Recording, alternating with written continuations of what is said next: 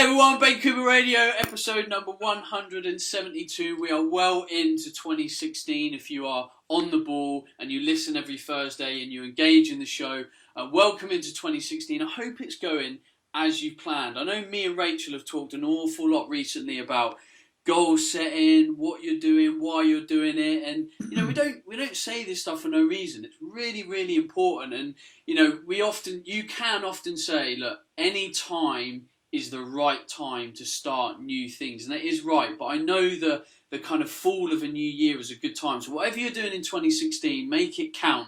And hopefully I'll be speaking to a man right now that will give you a little bit of inspiration, because I think he's got a very cool story. As you know, next year is the Rio Olympics. This man is going to be competing in the Paralympics. He has fascinating stories and an amazing athlete. If you look at this guy's photos online, he is way more buff than I am, and I would never challenge him on the court. Dan Highcock, hello. Hello, mates. How are we doing? Mate, I am awesome. I was doing some Googling around about you, and you've actually been written about a fair bit, and you've got your own Wikipedia page. I don't have that. Don't know what to tell you, Ben. Did you write your own Wikipedia page? No. I'm pretty sure the PR officer from the Great Britain basketball team sorted all that out a number of years ago. So, yeah, it's not something that I check on regularly, but. Yeah. Well, mate, tell the audience who on earth you are, because there'll be loads of people going, who's this Dan guy that Ben's got on? Give people the Dan Highcock story. Okay, I'm a 34-year-old pro and Paralympic wheelchair basketball player, also an online training and nutrition coach. Love everything health, fitness, nutrition related. I've been playing basketball for nearly 20 years now. I had a motorbike accident at the age of 5, which left me with a condition called a vascular necrosis of the hip. And in layman's terms, it's a degenerative condition that will get worse as I get older.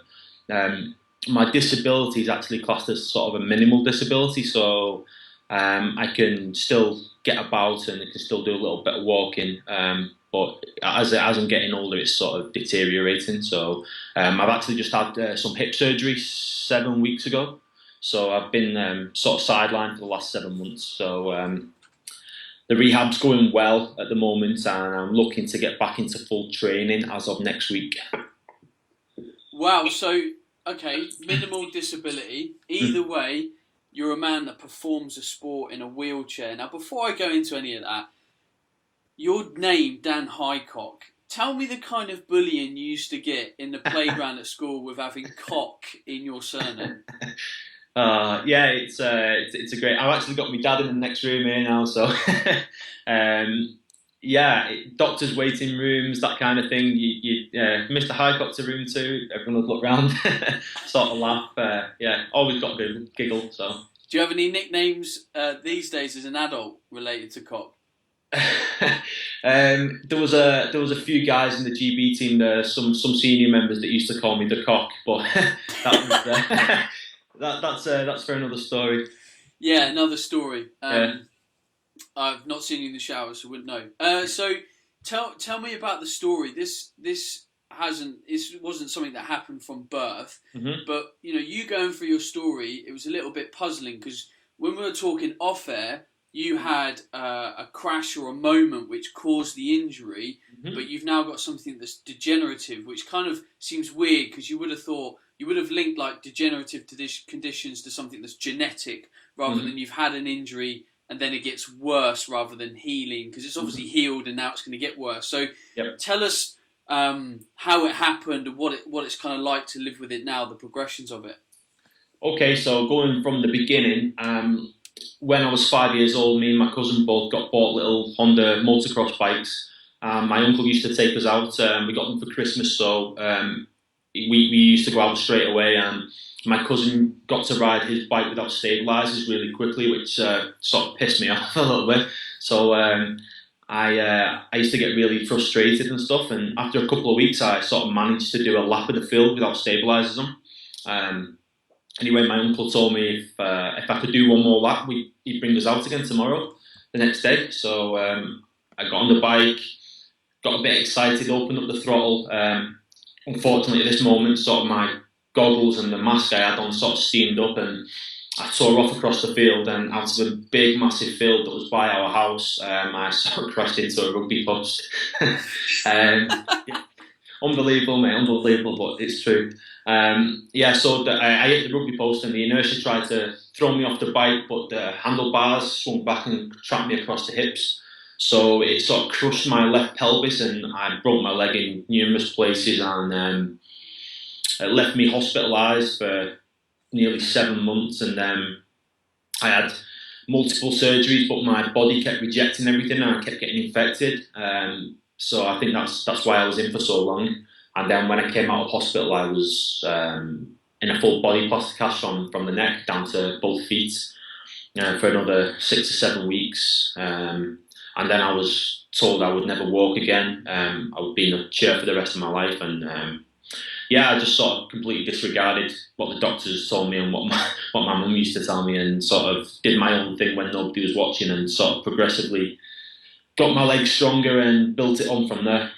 And as I got into my 9 years old, I would, when my mum used to go out the room, I used to stand up on and hold myself on the chair and walk around it quickly before she came back in. And that progressed on to when I went to high school, saying I was stopping behind in an after school club, and I used to sneak into the multi-gym and go on the exercise bike, and I used to use the multi-gym. It was one of them crappy old Wader multi-gyms that you could get out of the catalogue, It was really shitty, but I sort of grew a passion for lifting weights and getting fit at a very young age, and very quickly I saw my leg develop and get a lot stronger, and then I could start moving about a little bit more, and then I started playing basketball, and things sort of took off from there.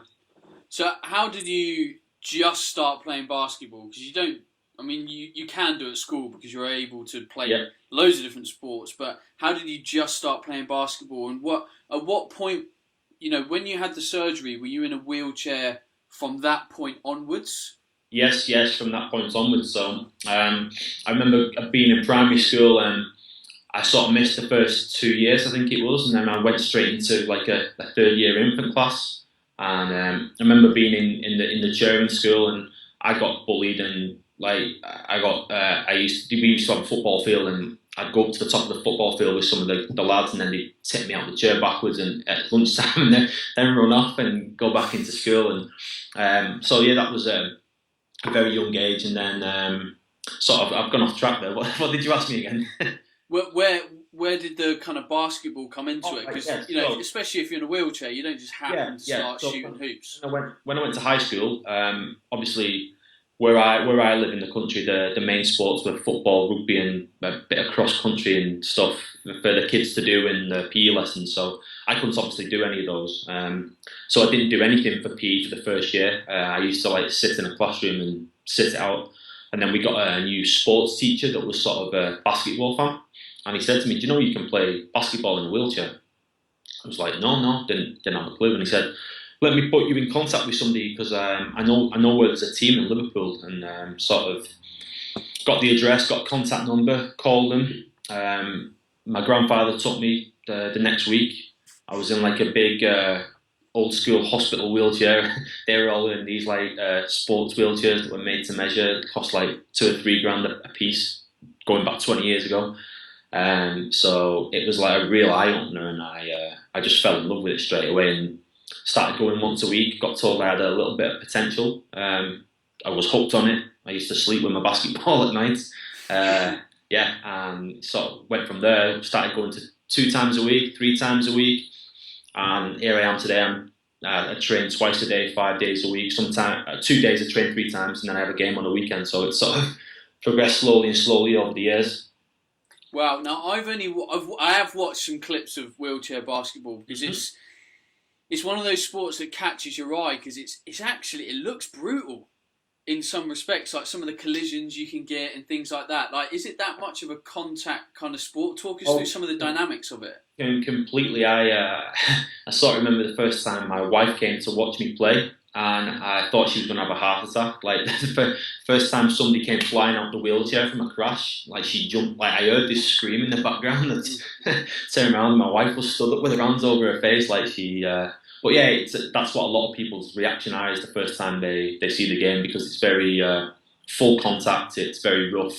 There's some great athletes that play the game, very strong guys, and sort of especially the really quick guys that are very light in the chair. If they take a hit off somebody big, it's really noticeable. Like you can fly across the floor. Like so, yeah, it's a physical sport. I'd also love to know about, actually, in terms of the physicality, in terms of the muscles that you're using, when you're in the chair, because when you look at someone in a wheelchair, it all looks like the arms are doing all the work.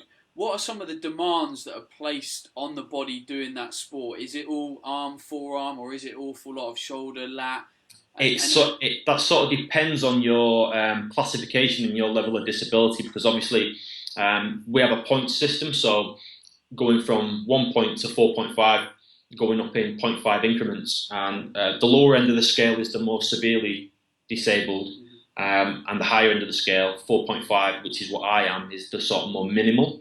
So you'll go from people that are paralysed from the chest down, and then the varying degrees of levels where the paralysed on the spine will go down, and then you have amputees, you have people with polio, not so much nowadays, but and then all sorts of disabilities. So depending on what type of position and what type of disability you have, you're sort of going to use more muscles, different muscles more.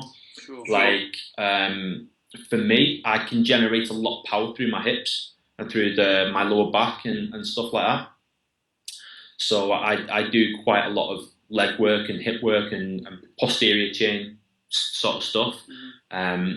But a general thing with basketball players, and I think it's generally people that push a wheelchair a lot, they're very front dominant, so you tend to see a lot of people with rounded shoulders, really poor shoulder health. The scaps are in an absolute mess, and sort of you got to spend a good session every day doing sort of prehab stuff to sort of keep your shoulders healthy to promote that longevity that you need to play the game.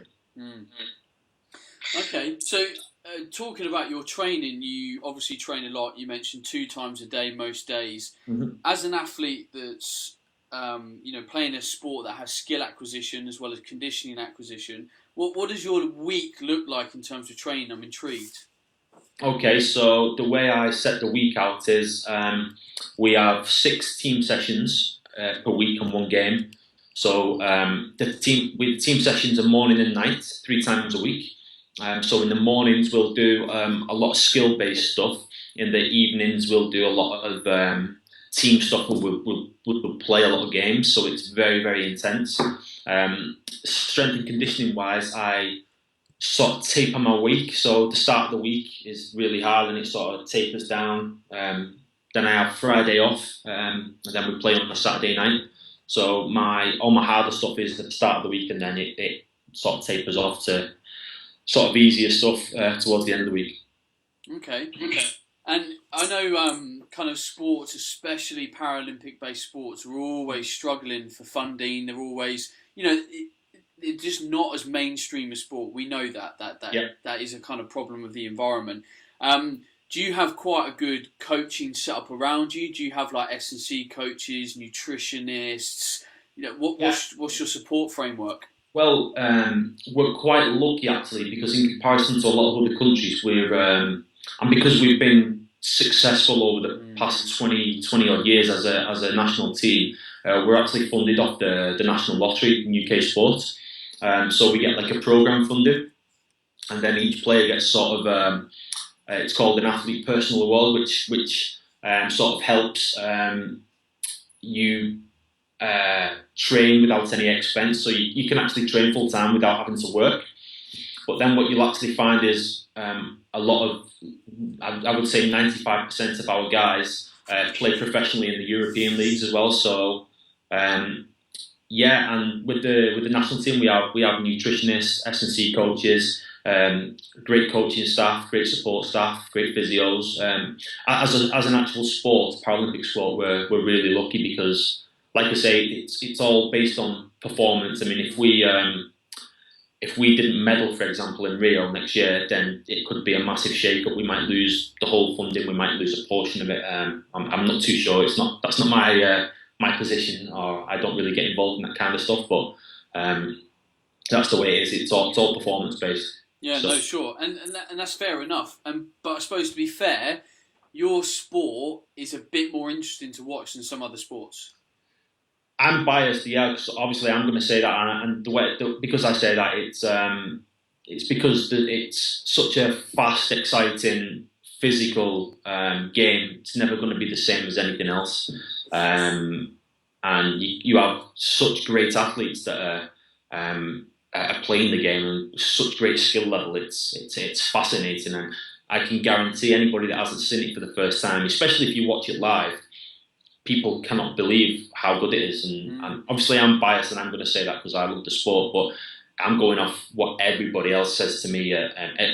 When I played in London, I remember after each game I would get on my phone and there'd be hundreds and hundreds of tweets like, can't believe how good that was. And wow.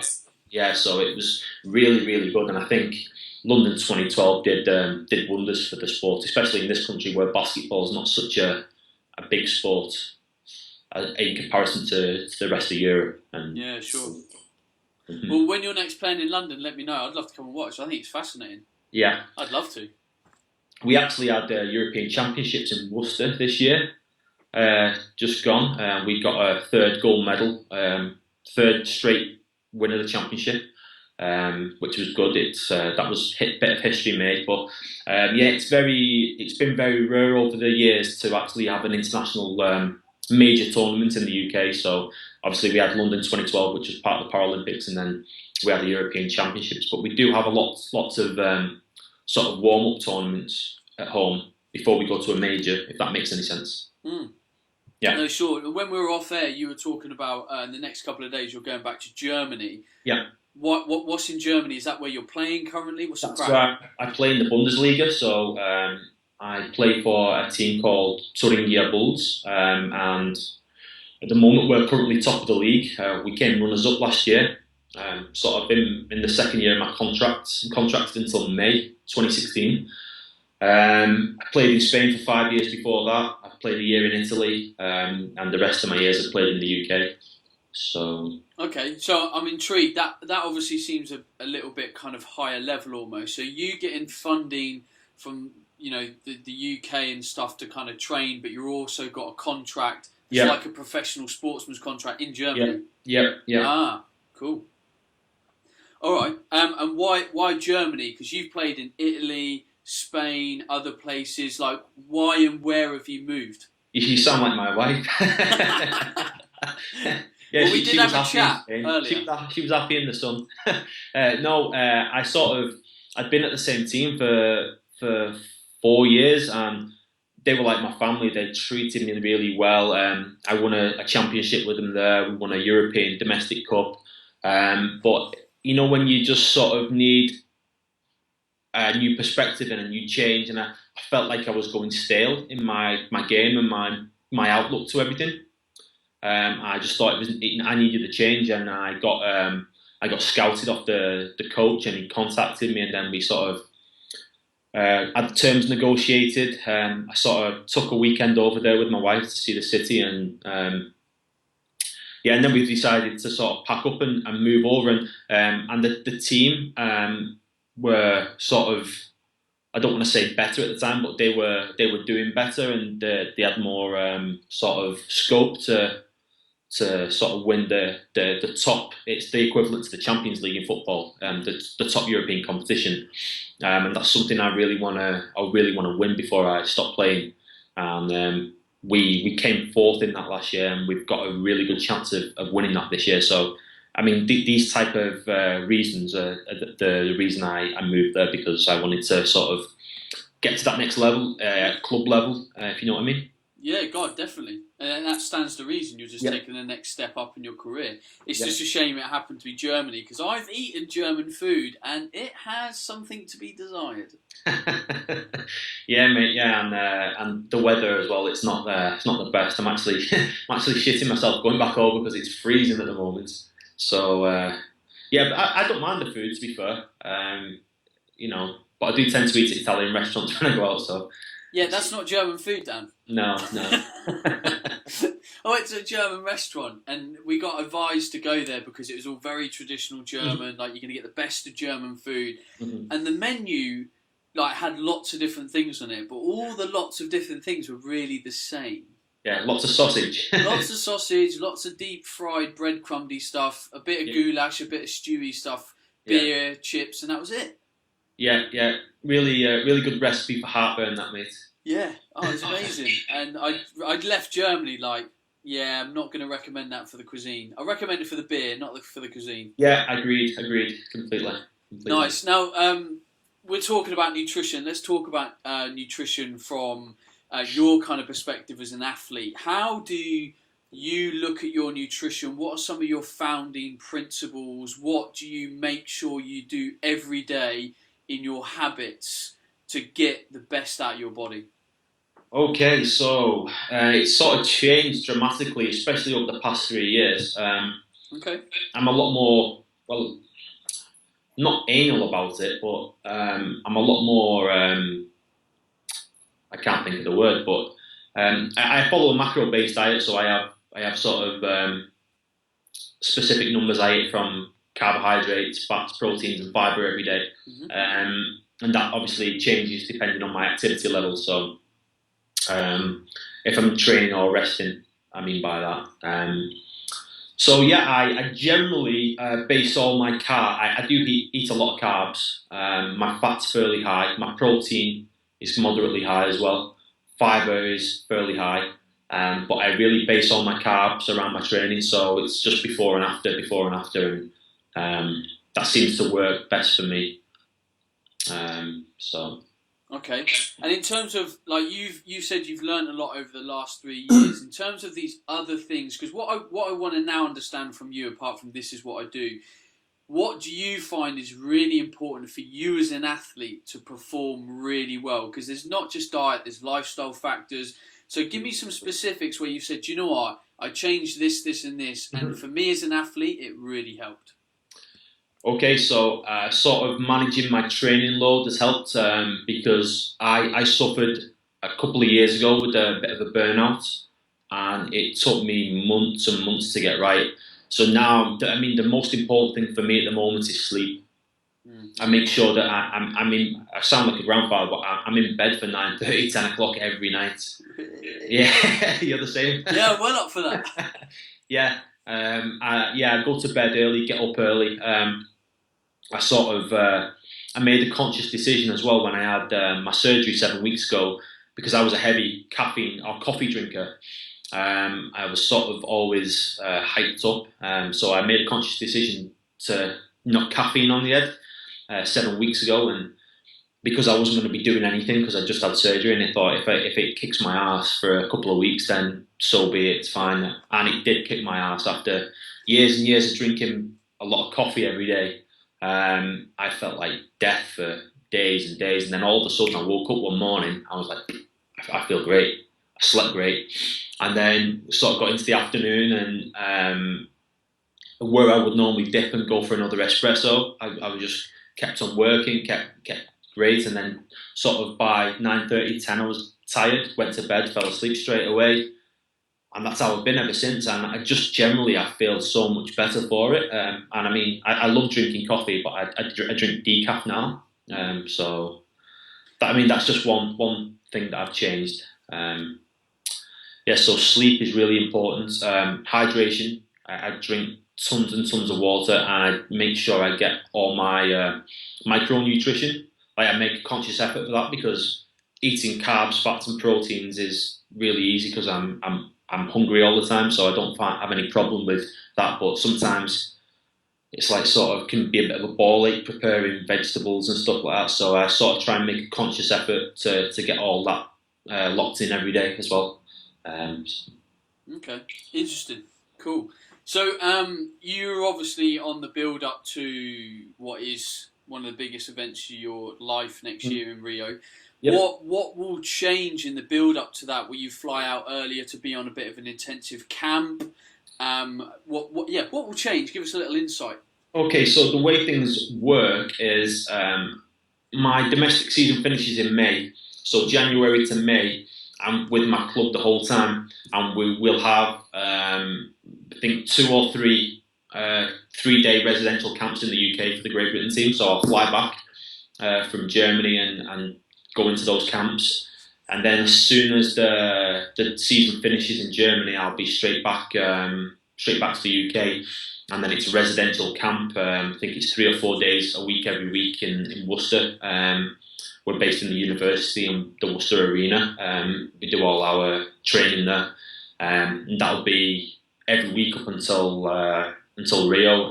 But in between all that, we'll be either having warm tournaments in the UK, or we'll be flying out to other countries to compete against other teams to sort of scout them and see where we're at, and sort of players are up for selection for the team and that kind of thing. So yeah, it's pretty full on. And how long will you actually be in Brazil for? Oh, I would imagine the tournament goes on for just around about 12 days, something like that. We would probably get there, I would imagine, 2 weeks beforehand, maybe 10 days beforehand, to get over the jet lag, acclimatise to the weather, get into a daily routine, and then yeah. Well, I mean, we'll probably get there and we'll start training straight away, and we'll have a few warm-up games as well with other teams that are there, and so. Now, the other big question is, how does a certain Ben Coomber secure himself tickets to the Rio Olympics? I will hook you up, brother. That's what I'm saying. John, I can't remember, I had someone else who's going to the Rio 2016 on the podcast a couple of months ago, and I asked them about tickets, and it's something that's been on like the DL for quite a while. Yeah. Like, nothing's really kind of been said. Is that still the case? In all honesty, mate, I've not even thought that far. I know You for must have London. people asking you, like friends and family, and Yeah, well, I mean, this is the thing. I've not heard anything yet. I mean, usually our association sort of gets notification from the British Paralympic Association about tickets, and then they feed the information down the line.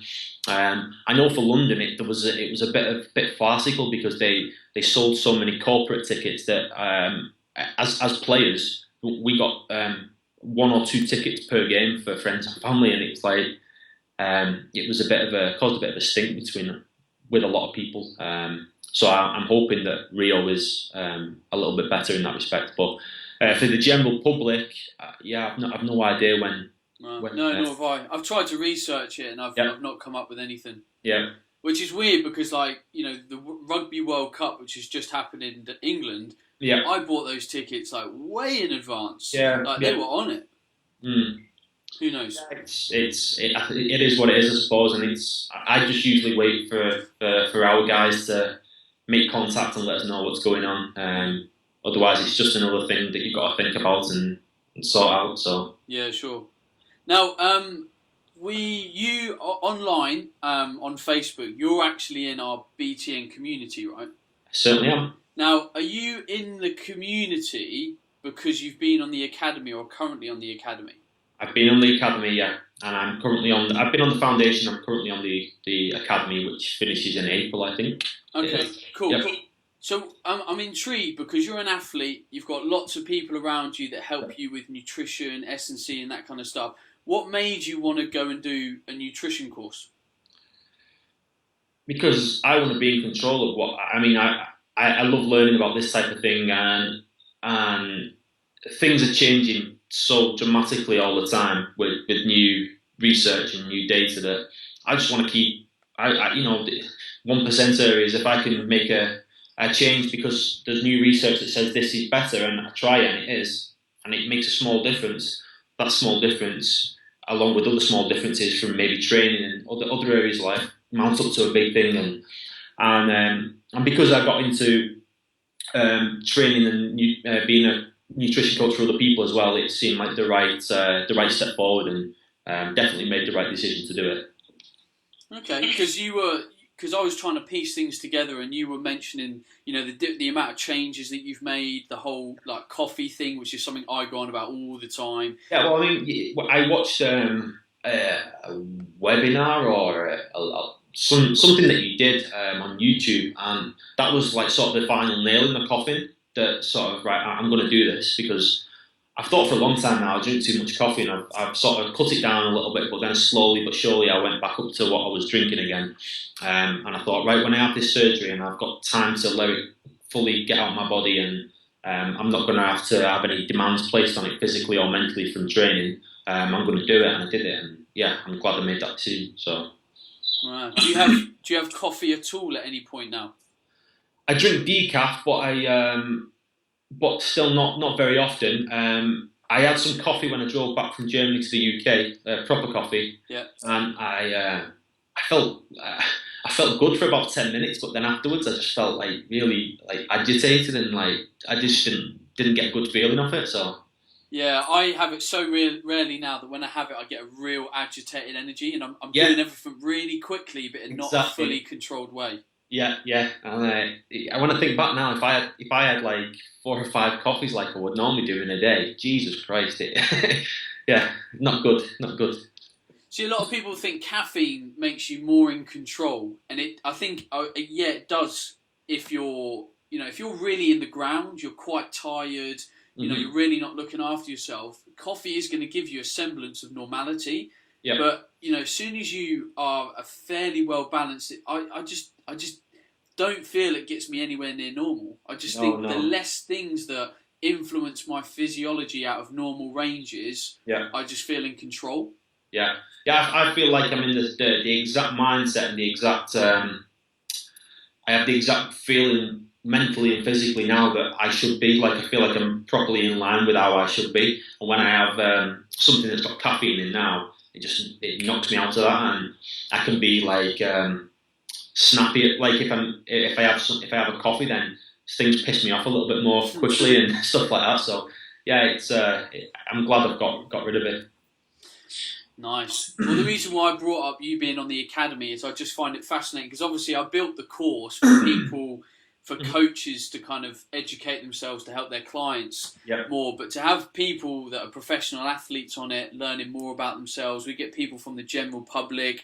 It's just a kind of, I wanted to just kind of understand your rationale of why you might do something like that, which is a nutrition course, because I've always said nutrition, or learning about nutrition, learning about lifestyle, learning about how to control your body, your health, your performance, is the most powerful journey you can ever go on in your life, ever. Yep. I mean, when I sort of made the conscious decision to sort of get a little bit more heavily involved in training and nutrition 3 years ago, I was reading that much conflicting stuff on the internet. I decided, right, I'm going to pick 2 or 3 people. I'm going to follow those. I'm going to see everything that they've got to offer because they seem to be the most educated and the most. They speak the most rationally, and they seem to be not full of bullshit. You was one of those guys. Lane Norton was another. And in that period, I've actually hired services for myself. I've done your course. I'm on your course at the moment. I hired Lane as a coach because I wanted to learn what he does and how he coaches people, because I think it will benefit me for when I start to do that. And yeah, I got onto your course, and I just want to continue the learning process because things are changing. Like I said before, things are changing all the time, and I just want to keep at the top of my game with everything. So. Oh, actually, so now I'm intrigued. How did you find working with Lane? Because Lane is obviously primarily a kind of stage prep, bodybuilding type coach, and you're an athlete with very different demands. How was that process for you?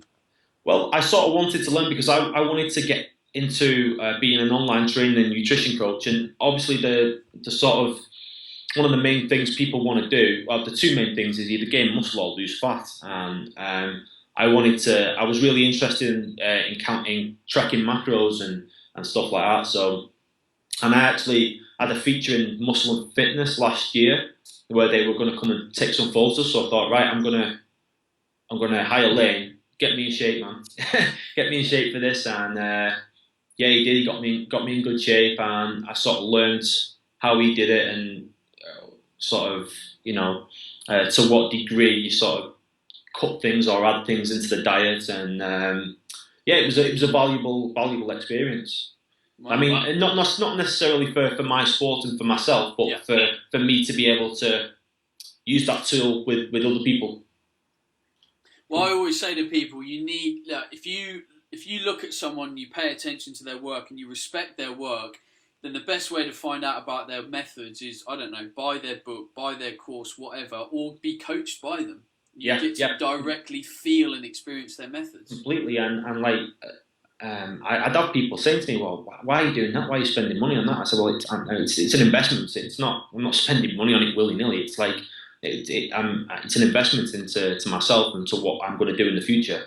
And I remember 2 or 3 years ago, if I wasn't training, I was watching podcasts, your podcasts, his video logs, reading, and I'm still doing that to this day. I mean, I'm sort of more on a self-development sort of spiritual thing at the moment, where I'm really into the meditating and stuff like that, and I'm finding that's really helping me clear a lot of negative energy and stuff like that. So it's something that really interests me as well. Yeah, no, so that's really good to hear, because obviously the podcast this podcast has been going on its own journey, and the last 3 or 4 months we've talked a lot more about mindset, positive state, why you're doing things, and I genuinely believe like you are an individual who's worked on himself tirelessly physically, but maybe hasn't done enough mentally and spiritually.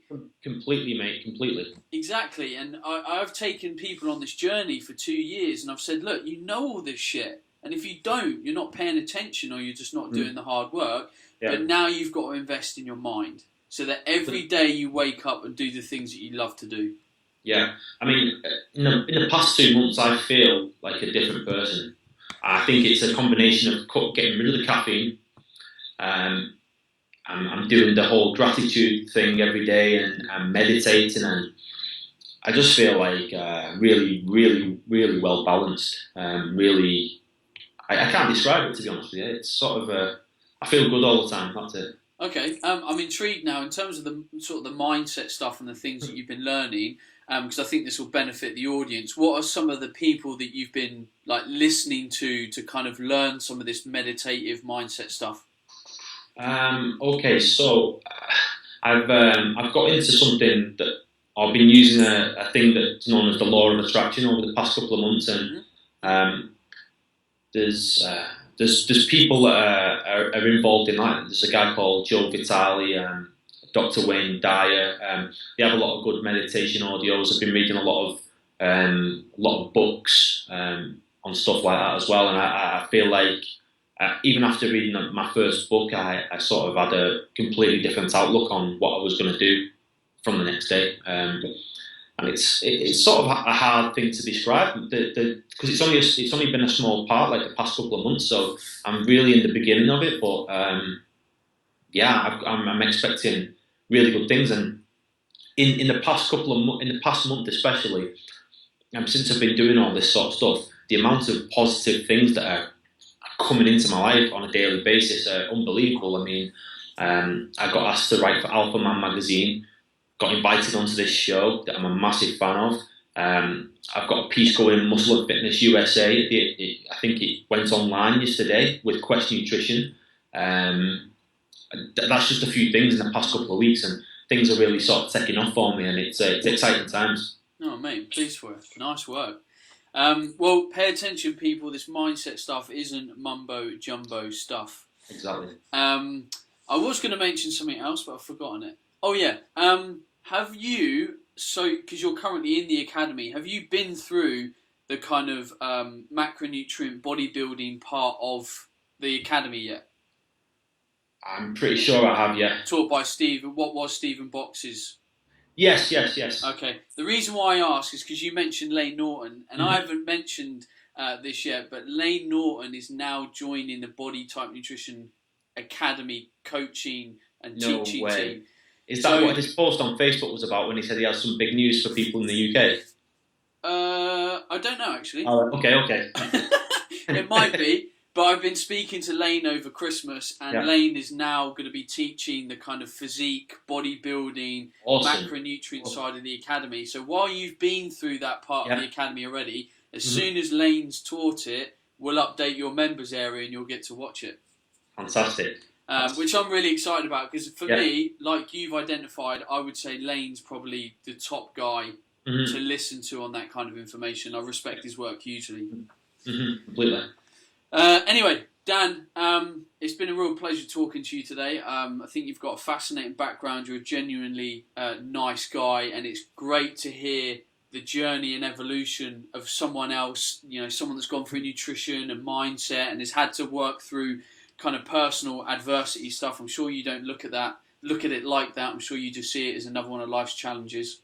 Of course it is, yeah. It's just part of your learning curve. It sort of molds you into the character that you are today, doesn't it? So exactly. That's if you have the mindset to view it like that, anyways. Exactly, precisely. I would love people to maybe follow you on Twitter or Facebook or wherever you like to kind of post some stuff. Let people know where they can find you online. Okay, Twitter and Instagram is at Dan Highcock 5, and Facebook is Dan Highcock, but go on the one with the little blue tick next to it, because I have a personal and I have an actual page. So nice one. What's the 5 all about? Why 5? It's my lucky number. I was born on the 5th of December, and it's the number I've played in for basketball since forever, really. So nice. Yeah. All right, Dan, mate, it's been amazing. Thank you very much for being on the show and giving up your time. We've been recording this over Christmas because we're both grafters. All the best in Rio. I'm sure I'll be communicating with you anyway because you're on the academy.